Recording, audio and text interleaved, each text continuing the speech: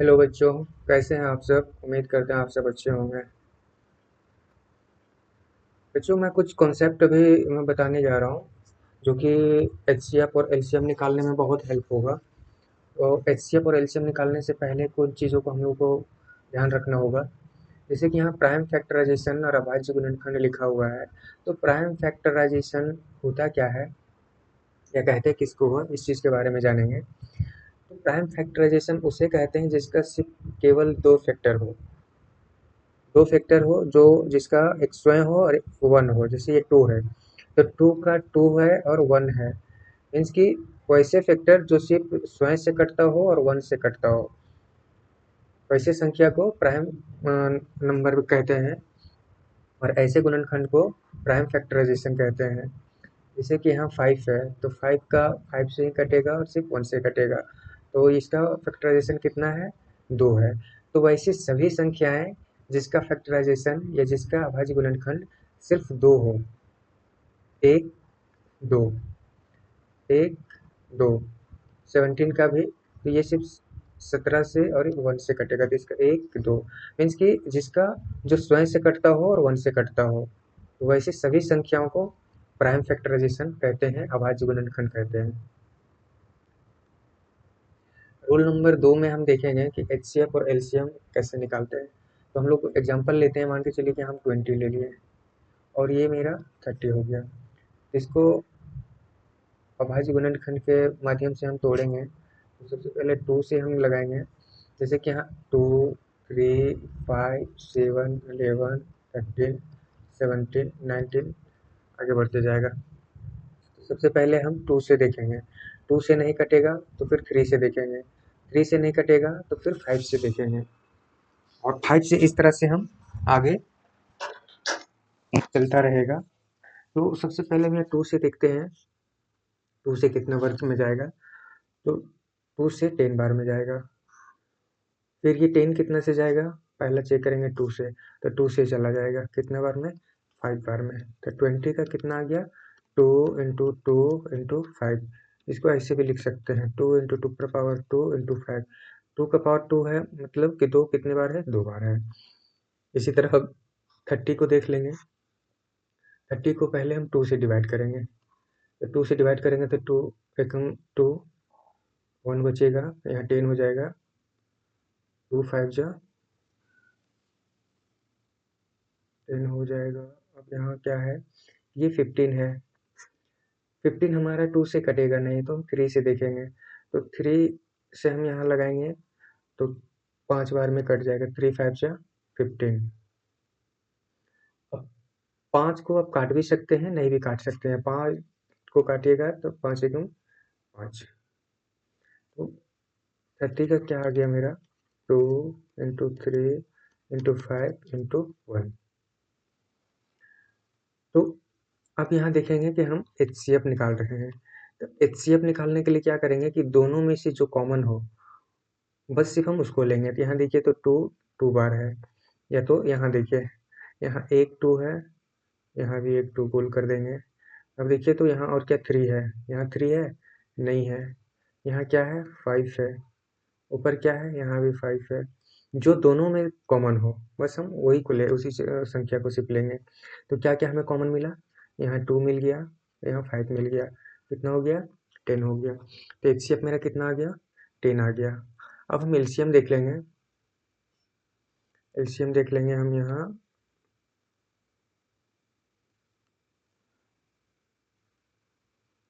LCM निकालने के लिए हम क्या करेंगे, जो दोनों में कॉमन है पहले हम उसको लेंगे। तो यहाँ वह एक 2 कॉमन है, यहाँ एक 2, ये दोनों में से, दोनों कॉमन में से एक लेंगे, ये 2 आ गया।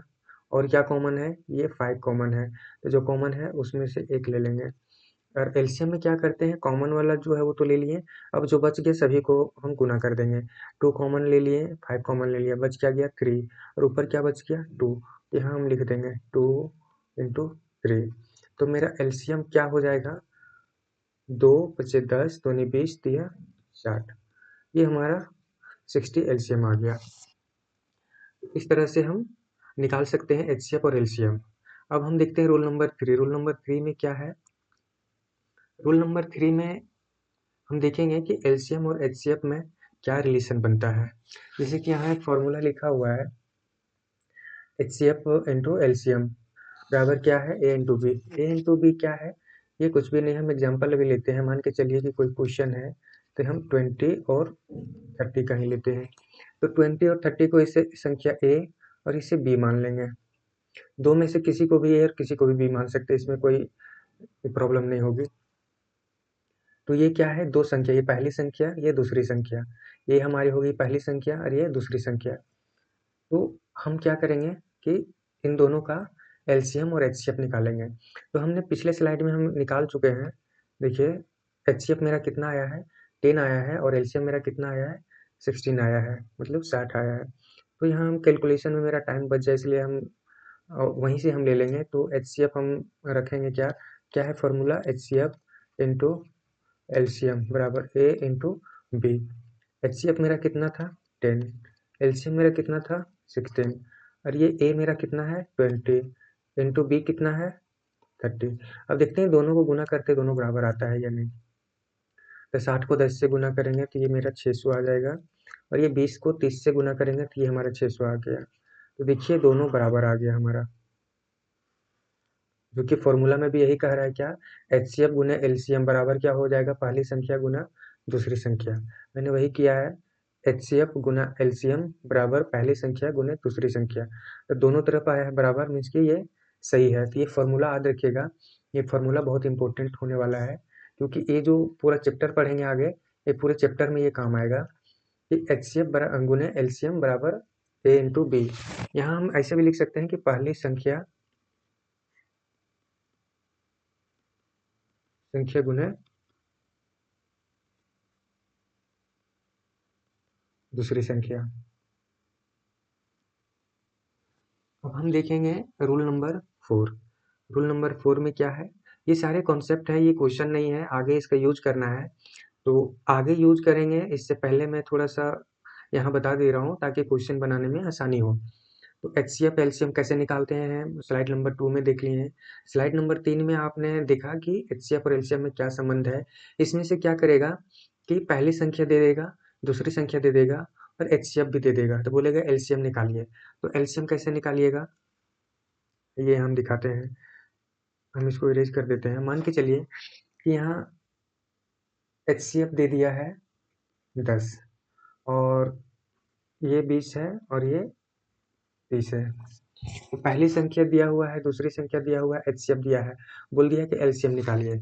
तो हम फॉर्मूला से ही देखेंगे कि एचसीएफ इंटू एलसीएम बराबर ए इंटू बी। तो हमें पता है कि दोनों गुना में है, और ये बराबर चिन्ह के बाद अगर हम दूसरी ओर ले जाते हैं तो जो गुना में रहता है वो भागा में हो जाता है, और जो भागा में रहता है वो गुना में हो जाता है।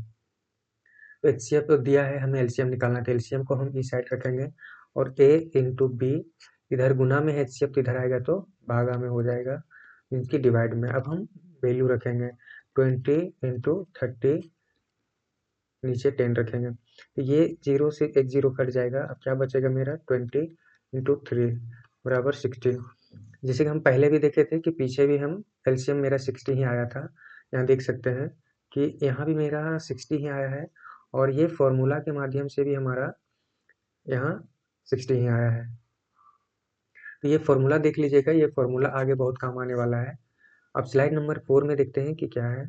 स्लाइड नंबर 4 में यहाँ क्या है कि वैसी संख्या जिसका अंत 0 लगा हो, मीन्स कि वैसी संख्या जिसके अंत में 0 लगा हो, तो उसका फैक्टराइजेशन में 2 और 5 कंपल्सरी है कि आएगा।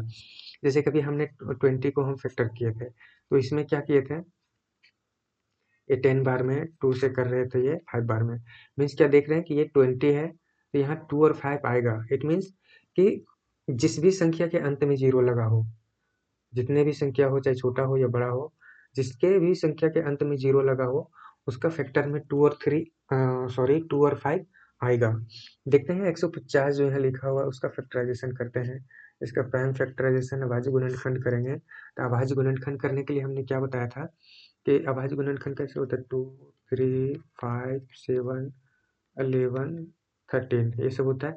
तो सबसे पहले हम 2 से देखेंगे, क्या 2 से कटेगा, जी हाँ कटेगा। तो 2 से देखेंगे, 2 से 7 बार में 1 बचेगा 10 5 बार में। अब 2 से कटेगा? नहीं कटेगा, तो हम 2 के बाद हम किससे चेक करेंगे? 3 से। 3 से कट जाएगा, 3 दूनी, यहाँ हम 3 से देखेंगे, 3 दूनी 6, 1 बच जाएगा, बचेगा 15, 3 बचे 15। अब क्या है कि अब 3 से तो नहीं कटेगा, अब ये 5 से हम चेक करेंगे, तो यहाँ हम 5 लिखेंगे, तो इसका क्या हो जाएगा? 5 बचे 25। ये खत्म हो गया। अब हम क्या लिख सकते हैं? 150 का 2 इंटू 3 इंटू 5 इंटू 5। इसको ऐसे भी हम लिख सकते हैं कि 2 इंटू 3 इंटू 5 पर पावर 2। 5 पर पावर 2 देने का मतलब है कि 5 दो बार है। ये हम देख रहे हैं कि यहाँ 2 और 5 आया है, तो ये कंपलसरी है कि जिस भी संख्या के अंत में 0 लगा हो, उसमें फैक्टर जो मेरा आएगा वो 2 और 5 कंपलसरी आएगा, कितना छोटा या बड़ा संख्या ले ले। जैसे कि हम 10 ले लेते हैं, तो 10 को हम 2 से डिवाइड करेंगे तो कितने बार में? 5 बार में। तो इसमें भी देखिए 2 और 5 आया है। हम 20 का भी निकाले थे पहले, 20 का भी देख लेते हैं, 20 का भी निकालते हैं। तो 2 सॉरी, यहाँ तो 20 का मैंने निकाला है।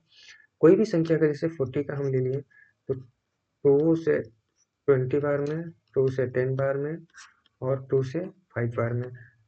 तो यहाँ देख सकते हैं 2 इंटू 2 इंटू 2 इंटू 5। हम इसको ऐसे भी लिख सकते हैं 2 पर पावर 3 इंटू 5। देखिए यहाँ 2 और 5 आया है।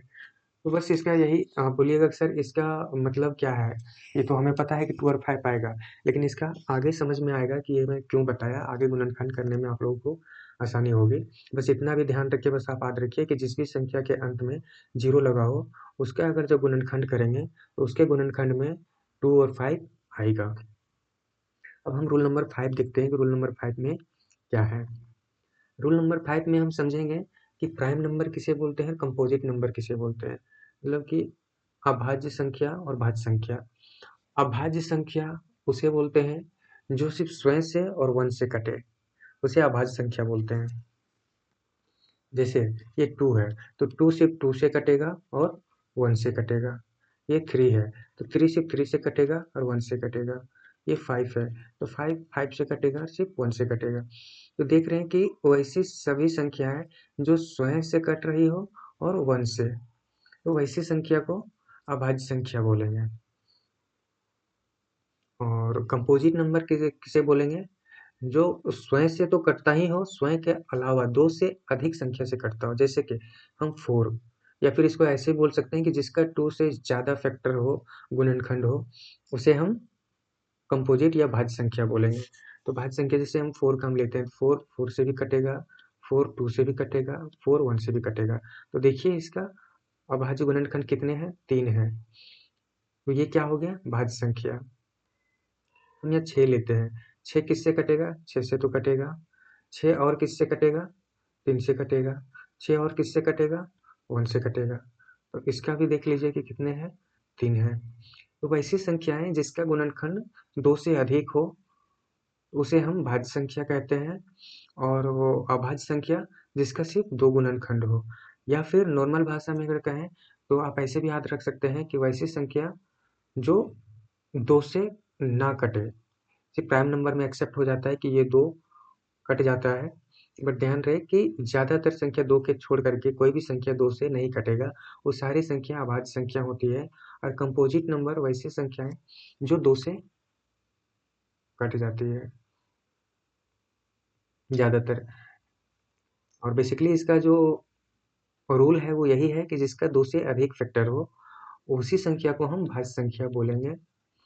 और जिसका केवल 2 फैक्टर हो, उसको हम अभाज्य संख्या बोलेंगे। तो आपने 5 रूल देख लिया, एक बार इसको फिर से हम स्लाइड देख लेते हैं, 1 से रिपीट कर लेते हैं। प्राइम फैक्टराइजेशन तो देख लिए कि वैसे संख्याएं जिसका सिर्फ 2 फैक्टर हो, वैसी सभी संख्याओं को हम प्राइम फैक्टर कहेंगे। जैसे 2 का 2 है और 1 है, 5 का 5 है और 1 है, इसका 2 ही फैक्टर है। सेकेंड स्लाइड में हमने क्या देखा था? एचसीएफ और एलसीएम निकालना। जैसे हम एग्जांपल लिए थे यहाँ क्या, 20 और 30 का। तो 20 का फैक्टर भी किए थे यहाँ और हम 30 का भी फैक्टर किए थे। उसके बाद हमने यहाँ एचसीएफ निकाला था। एचसीएफ में क्या बोले थे कि ये दोनों को 20 और 30 में जो भी कॉमन संख्या हो, ओनली कॉमन वाले, उसी को लेंगे एचसीएफ में। और एलसीएम में क्या करेंगे कि जो कॉमन है उसको तो लेंगे, फिर कॉमन वाला के बाद जो बच जाएगा उस सभी संख्या को गुना कर देंगे। ये हमारा एलसीएम आ गया था। अब स्लाइड नंबर 3 में क्या था, मेरा रूल नंबर 3 देखिए, एचसीएफ और एलसीएम में रिलेशन हम बताया था कि एचसीएफ और एलसीएम में क्या संबंध है। तो मैंने बताया कि ये फॉर्मूला थोड़ा ध्यान रखिएगा, आगे बहुत ये यूज होने वाला है। अगर ये चार एचसीएफ, एलसीएम और ये पहली संख्या दूसरी संख्या में चारों में से कोई 3 दे देगा और एक पूछ लेगा, तो ये फॉर्मूला नहीं याद रहेगा तो फिर नहीं बन पाएगा। मान के चलिए कि एचसीएफ और एलसीएम है, तो एचसीएफ दे देगा, एलसीएम भी दे देगा, पहली संख्या भी दे देगा, बोल देगा दूसरी संख्या निकालिए। तो ये फॉर्मूला याद रहेगा तो ये कुछ भी पूछेगा आप लोग सब बना देंगे। अब हम स्लाइड नंबर 4 में देखेंगे कि क्या है। ये तो मैंने बताया कि किसी भी संख्या के अंत में 0 लगा हो तो उसका जो गुणनखंड होगा उसमें 2 और 5 आएगा ही आएगा, ही कंपलसरी है। जिसमें जिसके भी संख्या के अंत में 0 लगा हो और उसमें 2 या 5 में से कुछ भी नहीं आया हो तो समझ लीजिए कि आप गलती कर रहे हैं। और रूल नंबर 5 में क्या बताया है, ये प्राइम नंबर और कंपोजिट नंबर, अभाज्य संख्याएं और भाज्य संख्याएं। अभाज्य संख्याएं मैंने क्या बताया कि जिसका ओनली 2 फैक्टर हो, केवल 2 फैक्टर हो, 2 गुणनखंड हो, उसे अभाज्य संख्या बोलेंगे। और जिसका 2 से अधिक फैक्टर हो उसे भाज्य संख्या बोलेंगे। अब कुछ क्वेश्चंस है, ये एक्सरसाइज नंबर 1 है, 1.1 का क्वेश्चन नंबर 1। इसमें से क्या बोला गया है कि निम्नलिखित संख्याओं का अभाज्य गुणनखंड के गुणनफल के रूप में व्यक्त कीजिए। इसमें बस क्या करना है, मान के चलिए जैसे कि हम यहाँ हम हल लिख लेते हैं 1 का, ये 14 है, 140 है, सॉरी 14 में बोल दिया था, 140 है। तो इसको पहले हम क्या करेंगे कि इसको हम 2 से डिवाइड करेंगे। सॉरी, थोड़ा सा हिंदी और इंग्लिश बीच में हम बोल दे रहे हैं, और कोशिश रहेगा कि थोड़ा मैं इसको हिंदी में ही बोलें। ये क्या करेंगे कि यहाँ ये 2 है, 2 को 140 को हम डिवाइड करेंगे, कितने बार में जाएगा, ये 2 से 7 बार में, और ये 0 उतर जाएगा। अब क्या है कि ये 2 से कटेगा, हाँ कटेगा, कितने बार में, 2 तिया 6, 1 बचेगा, 2 बचे 10। अभी क्या है, 3 से कटे, 2 से तो नहीं कटेगा, 3 से कटेगा, 3 से भी पूरा पूरी नहीं कटेगा, तो हम कितना लेंगे, हम 5 लेंगे। 5 से देखेंगे कितना कट रहा है, तो 5 एकम 5, 5 दूनी 10, 5 तिया 15, 5 चौक 20, 5 पचे 25, 5 छक 30, 5 सत्ती 35। तो 140 का क्या आ गया, 2 गुने 2 गुने 5 गुने 7। इतना ही बोल रहा है कि इसका प्राइम फैक्टराइजेशन करें या अभाज्य गुणनखंड करें। ये हो गया आपका आंसर। अब दूसरा क्या बोल रहा है, 156 है, इसका गुणनखंड कैसे करेंगे, तो सबसे पहले हम 2 से डिवाइड करेंगे, 2 से भागा देने के बाद क्या है कि यहाँ 15 है, तो 7 बार में जाएगा, 1 बच गया, ये 16 हो गया, 8 बार में। फिर से 2 से हम देंगे, 2 तिया 6, 2 नवा 18, 3 से देंगे, 3 एकम 3, 3 तिया 9। तो यहाँ हम लिखेंगे 156 का कितना आ गया, 2 गुने 2 गुने 3 गुने 13। ये हमारा दूसरा क्वेश्चन।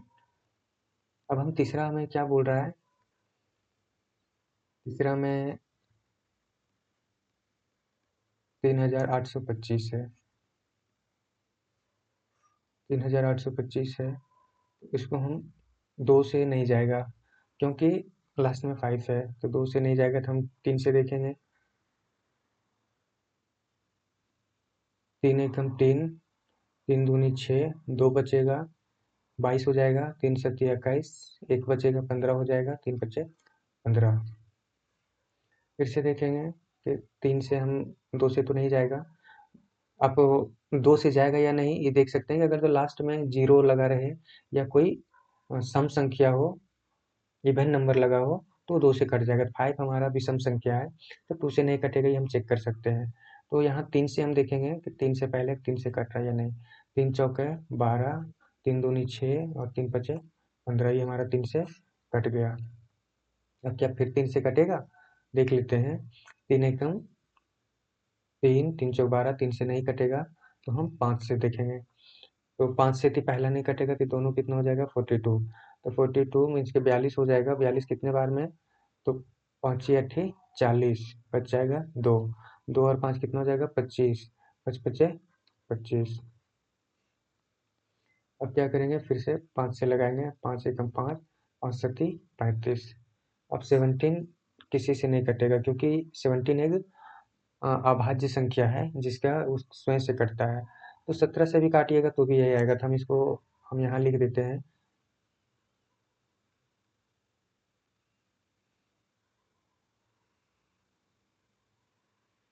इसको हम अलग कर दे रहे हैं। इसका देखिए कितना था, 3825 का कितना कितना आ गया, 3 × 3 × 5 × 5 × 17। ये मेरा आ गया इसका गुणनखंड 3825 का। अब क्या है कि ये मेरा 5005 का, ये तो 2 से कटेगा नहीं। 3 से देख लेंगे, तो एक बार 3 से देख लेंगे कि 3 से कितने बार में जाएगा। तो 3 एकम 3, 2, 3 छक 18, छक 18 नहीं कटेगा। 5 से देखेंगे, 5 एकम 5, एक बार में 0, 0, 5 एकम 5। अब कितना से कटेगा, 5 से तो कटेगा नहीं। तो 7 से देखते हैं कि 7 से कटता है या नहीं। तो 7 से देख लेते हैं एक बार कि 7 एकम 7, बच जाएगा 3, 0, 30 हो जाएगा, 7 चौक 28, बचेगा 2, 1 21 हो जाएगा, 7 21। अब कितना से कटेगा, अब 7 से देखते हैं फिर से। 7 से तो 7 से 7 दूनी 14,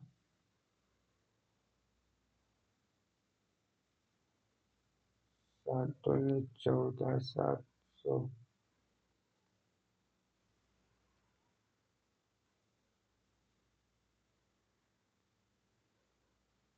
7 एकम 7, 3, 30, 7 चौक 28, 2, 7 21। अब यहाँ 7 दही 70, 7 9 63, 19 × 7, 7 9 63, हाथ में 6, 7 एकम 7, 7 6, 7 से 13, 19 33। 7 से नहीं कटेगा तो हम कितना से देखेंगे, चेक करेंगे।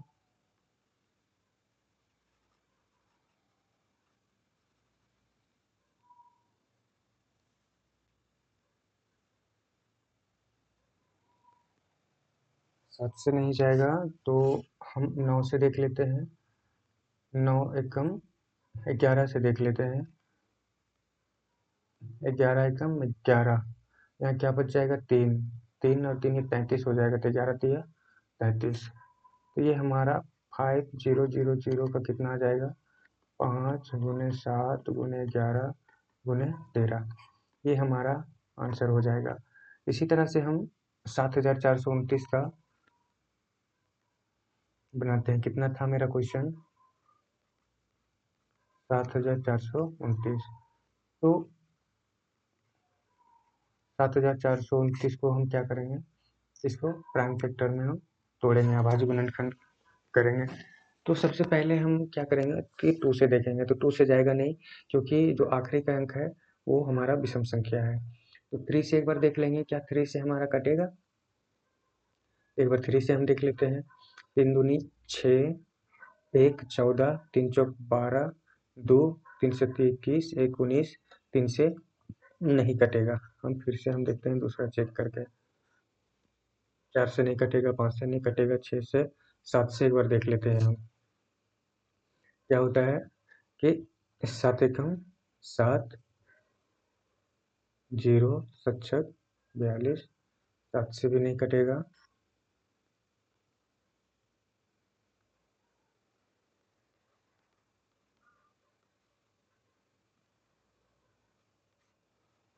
ग्यारह से देख लेते हैं, अगर चक 66 61 66 बचेगा 8 82 61 77 3 2 5 59 11 से भी नहीं कटेगा 17 से देख लेते हैं 17 का 17 17 दूनी 34 51 17 चौके 68 2 6 बचेगा 0 उतरेगा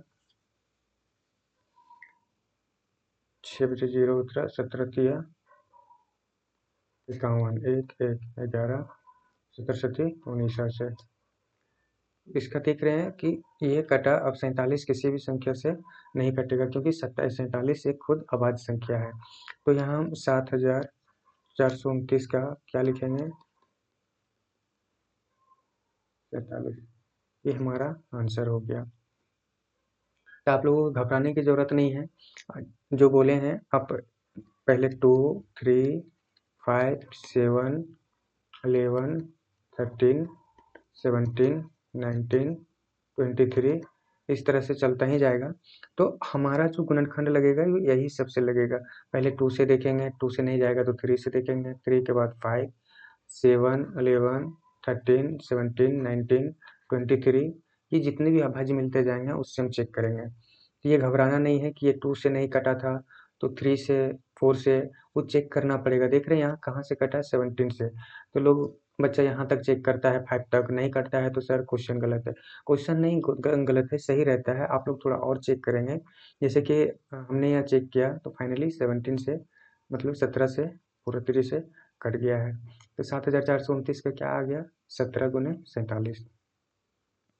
अब हमारा दूसरा क्या है क्वेश्चन नंबर 2 1.1 का है। क्या बोलता है पूर्णांकों के निम्नलिखित युग्मों के एचसीएफ और एलसीएम ज्ञात कीजिए तथा इसकी जांच कीजिए कि दो संख्याओं का गुणनफल बराबर एचसीएफ और एचसीएफ का गुणनखंड।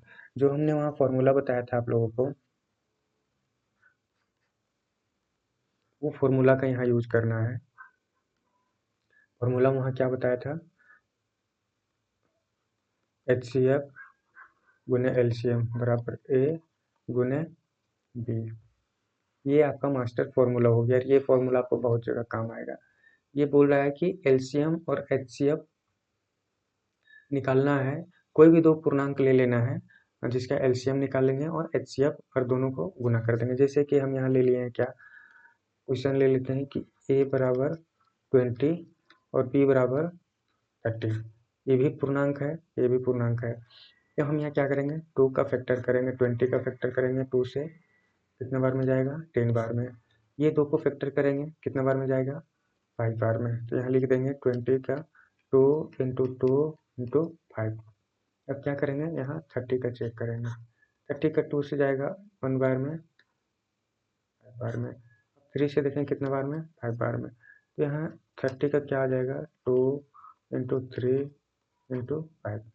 हमने क्या बताया था एचसीएफ निकालने के लिए कि कॉमन दोनों में देखेंगे कि यहाँ भी 2 है यहाँ भी 2 है कॉमन है, यहाँ 3 है ऊपर 3 नहीं है, यहाँ 5 है यहाँ भी 5 है। तो हमारा कॉमन क्या क्या आया 2। ये दोनों में से ए बोलेंगे, ये दोनों में से ए बोलेंगे तो 2 और यहाँ 5 गुना करेंगे तो एचसीएफ मेरा कितना आ गया 10 आ गया। अब एलसीएम में हम क्या बोले थे कि जो कॉमन है उसको तो लेंगे ही, कॉमन के अलावा जो हमारा बच जाएगा वो सभी संख्या को लेंगे। तो सबसे पहले हम यहाँ 2 को लेंगे, 2 के बाद 5 को लेंगे। अब ऊपर क्या बच गया ये हमारा 2 बच गया, ये 2 को भी यहाँ लिख देंगे। अब हमारा क्या नीचे क्या बच गया ये 3 बच गया। तब टोटल को गुना करेंगे कितना हो जाएगा 2 पचे 10 दूनी 20 दिया 60। एलसीएम मेरा कितना आ गया 60 और एचसीएफ कितना आ गया 10।